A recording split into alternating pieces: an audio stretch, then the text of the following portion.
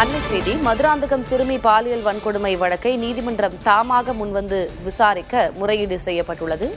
உயர்நீதிமன்றம் தாமாக முன்வந்து விசாரிக்க தலைமை நீதிபதி அமர்வில் முறையீடு செய்யப்பட்டிருக்கிறது. பொதுநல வழக்காக தாக்கல் செய்தால் வழக்கை விசாரிப்பதாக நீதிமன்றம் தெரிவித்திருக்கிறது.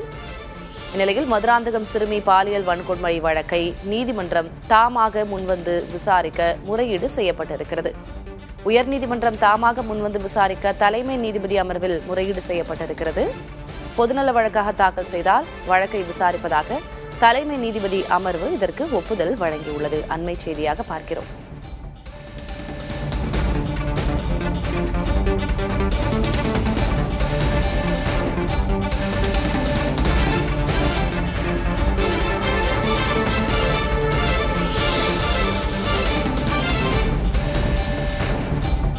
மதுராந்தகம் சிறுமி கூட்டு பாலியல் வன்கொடுமை செய்யப்பட்டது தொடர்பாக சென்னை உயர்நீதிமன்றம் தாமாக முன்வந்து வழக்கை விசாரணைக்கு எடுக்க கோரி அவசர முறையீடு செய்யப்பட்டிருக்கிறது. தமிழ்நாட்டில் சிறுமிகள் பாலியல் வன்கொடுமை சமீப காலமாக அதிகரித்துள்ளதால் நீதிமன்றம் இந்த விவகாரத்தில் தலையிட்டு நடவடிக்கை எடுக்க உத்தரவிடக் கோரி வழக்கறிஞர் சூரியபிரகாசம் தலைமை நீதிபதிகள் எஸ்.வே. தர்மாதிகாரி ஜி. அருள்முருகன் அமர்வில் முறையீடு செய்திருக்கிறார். பொதுநல வழக்காக தாக்கல் செய்தால் வழக்கை விசாரிப்பதாக தலைமை நீதிபதி அமர்வு ஒப்புதல் வழங்கியிருக்கிறது.